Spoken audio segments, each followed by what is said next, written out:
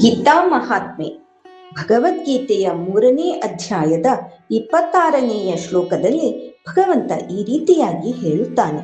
ನ ಬುದ್ಧಿಭೇದಂ ಜನಯೇತ್ ಅಜ್ಞಾನಾಂ ಕರ್ಮ ಸಂಗಿನಾಂ ಜೋಷಯೇತ್ ಸರ್ವಕರ್ಮಾಣಿ ವಿದ್ವಾನ್ ಯುಕ್ತಃ ಸಮಾಚರನ್.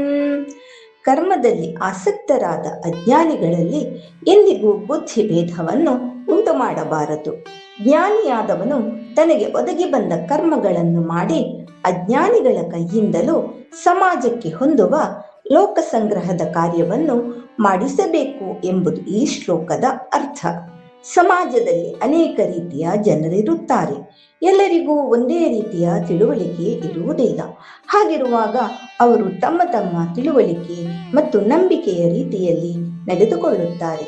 ಜ್ಞಾನಿಯಾದವನಿಗೆ ಅದು ಕೇವಲ ಮೂಢನಂಬಿಕೆಯಾಗಿ ತೋರಬಹುದು. ಒಬ್ಬ ವ್ಯಕ್ತಿ ಒಂದು ಕಲ್ಲನ್ನು ಎತ್ತಿ ಅದಕ್ಕೊಂದು ರೂಪವನ್ನು ಮತ್ತು ಹೆಸರನ್ನು ಕೊಟ್ಟು ಅದನ್ನು ದೇವರೆಂದು ಪೂಜಿಸುತ್ತಿರಬಹುದು. ಅವನ ದೃಷ್ಟಿಯಲ್ಲಿ ಅದೊಂದು ಪವಿತ್ರವಾದ ಭಗವಂತನ ಸ್ವರೂಪ. ಆತನ ಅಪಾರ ನಂಬಿಕೆ ಮತ್ತು ಶರಣಾಗತಿ ಅವನನ್ನು ರಕ್ಷಿಸುತ್ತಿರುತ್ತದೆ. ಅದನ್ನು ನೋಡಿ ಅದು ಒಂದು ಸಾಧಾರಣ ಕಲ್ಲು, ನಿನ್ನದು ಕೇವಲ ಅಂಧಶ್ರದ್ಧೆ ಎಂದು ಹೇಳಿ ಅವನನ್ನು ಪರಿಹಾಸ್ಯ ಮಾಡಿದರೆ ಅವನ ವಿಶ್ವಾಸಕ್ಕೆ ಧಕ್ಕೆಯಾಗುತ್ತದೆ. ಇದನ್ನು ಭಗವಂತ ಮೂಢತನ ಎಂದು ಹೇಳುತ್ತಾನೆ.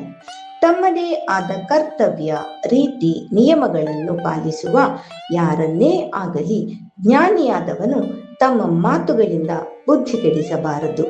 ಏಕೆಂದರೆ ಒಂದು ರೀತಿಯಲ್ಲಿ ಸುಸಜ್ಜಿತವಾಗಿ ಯಾವುದೇ ಗೊಂದಲವಿಲ್ಲದೆ ನಡೆಯುವ ಕಡೆಯಲ್ಲಿ ನಮ್ಮ ಮಾತುಗಳು ತಿಳಿಯಾಗಿ ಪ್ರವಹಿಸುವ ನದಿಗೆ ಕಲ್ಲು ಎಸೆದಂತೆ ಆಗಬಹುದು. ಈ ವಿಚಾರಗಳಿಗೆ ಸಮಾನಾಂತರ ಅರ್ಥ ಕೊಡುವ ಮುಕ್ತಕವೊಂದು ಹೀಗಿದೆ.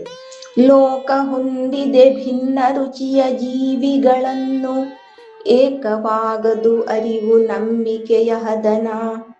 ಆ ಕಲ್ಲು ಮೆಚ್ಚಿರುವ ದೇವನಿರೆ ನೆಚ್ಚಿದಗೆ, ನೀ ಕೆಡಿಸುವುದು ಠಕ್ಕು ಇಂದಿರೇಶ. ಅತಿಯಾದ ಬುದ್ಧಿವಂತರು ತಮ್ಮ ಉಪದೇಶಗಳಿಂದ ಸಮಾಜದಲ್ಲಿ ಗೊಂದಲಗಳನ್ನು ಉಂಟು ಮಾಡಿ ಶಾಂತವಾಗಿ ತಮ್ಮದೇ ರೀತಿಯಲ್ಲಿ ಬದುಕುವ ಮನುಷ್ಯನ ಮತಿಗೇಡನ್ನು ಮಾಡಲು ಹೋಗಬಾರದು ಎಂಬುದಾಗಿ ಭಗವಂತ ಹೇಳುತ್ತಾನೆ. ಹರಿ ಓಂ.